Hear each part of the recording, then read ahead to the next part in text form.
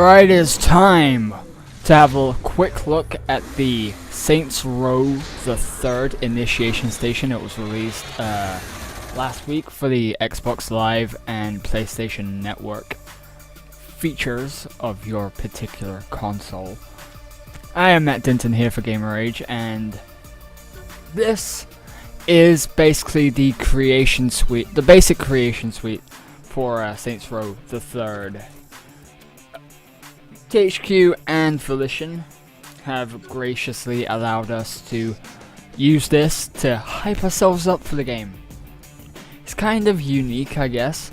I don't recall any game doing this kind of deal before. Usually you get a demo or something else, but in this case you get to create your character and upload it to the Saints Row 3 community to allow people across the world to download your creation. And as you can see here, I'm fooling around with the skins, and lots of skins this year, different colors, allowing you to create pretty much anyone from the Incredible Hulk, obviously, to a slightly more ambitious project, I guess.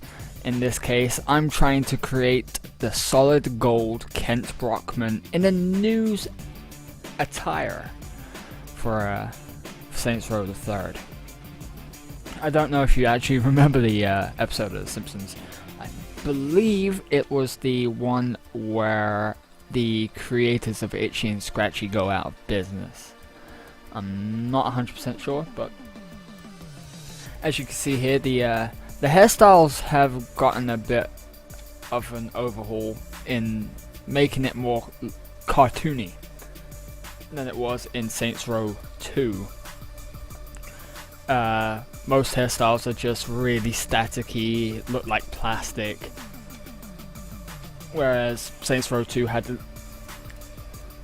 a not too realistic attitude towards everything, but this one's definitely more cartoony and over the top. You have plenty of hairstyles to choose from. I think that's only a small selection. The same, pretty much three voices per gender. So much chaos, so little time. That were in Saints Row 2, especially that stereotypical English accent, which I don't have, by the way. I don't have. Taking a look at the compliments and the taunts and what have you. Yes, the Macarena. They had to put in the Macarena. Plus the Cotton Banks, it's not unusual dance. And believe it or not, they put in the epic sax guy. I don't know why. Probably because it's a meme or a meme, depending on your chosen usage of the word. But aside from that, I didn't quite use this feature in the in this video, but you get a few more facial morphing options. You get a few features like adding moles to the face, scars, black eyes, and more customizability. That's not even a word, by the way, I don't think. When it comes to like adding face paint or what have you to your character, it's not as great as you might imagine, but it's pretty damn good. I believe earlier on in this video you get to see the morphing option for dick and boobs, which they had to put in for whatever reason. I mean, they have a dildo on a bat, so so once you're done uploading your or creating your character, you can upload it to the Saints Row community, download them for playing in your game later on. But from what we've all seen of Saints Row the 3rd so far, and it comes out next week, by the way, Saints Row the 3rd takes over-the-top action to its limit, which GTA hasn't really done since about, well, since GTA San Andreas, I don't think. Or I think even. Sorry, it's like, it's almost midnight here, so. Clothing wise, it's not as customizable in this demo as it was in Saints Row 2. You have more generic options for clothing. I'm not sure if that will be the same in the full game, but if it is the same, then I'm a little bit disappointed. By the way, if you haven't pre-ordered this game, pre-order it now, and you can get Professor Genki's Super Ethical Bonus Pack, which has like a bonus weapon where you can turn your enemies into friends by using an octopus. It's an octopus gun.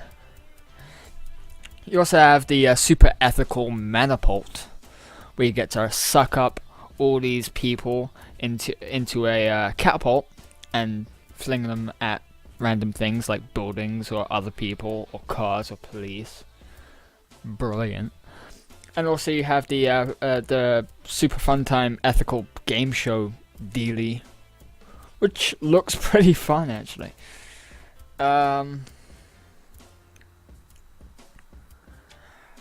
But overall, I think this might be a GTA killer at this present moment. I know Rockstar unveiled the GTA 5 trailer a few weeks back, maybe last week, but it looks a bit the same as GTA 4 in the realism stakes.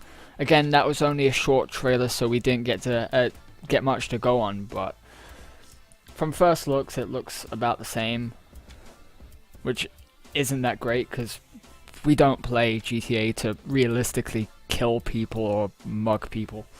We play it to escape and do over-the-top things. GTA 4, in comparison to previous GTAs and Saints Row series, was boring as hell, but that's just my opinion. We're coming up towards the end of this video. The release dates are as follows.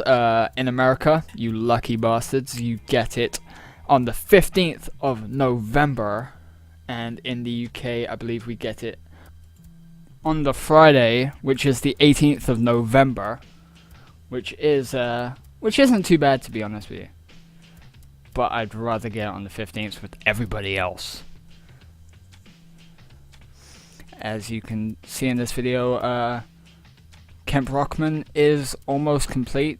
Just need the shoes. Yeah, again, I am pretty disappointed that they seem to have gone with more generic options than previous Saints Row games, which isn't too great, but I guess it's only a small thing in the long run. Tattoo wise, you get to add a lot more tattoos than you have been in the past. Like if you want to have a top tattoo or a bottom tattoo and have a whole back tattoo all at the same time, you can do so. Also hit yeah, that looks pretty spiffy for a Camp Rockman, but also you can have an emo with a mohawk, which looks kind of scary. Looks like a juggalo. Yeah, scary. Also, you can have a direct rip-off of Red Mist from Kick-Ass, although much older and less geeky. And also, you can have that giant Johnny Gat. So remember, Saints Row the 3rd comes out on the 15th of November, US, 18th in the UK.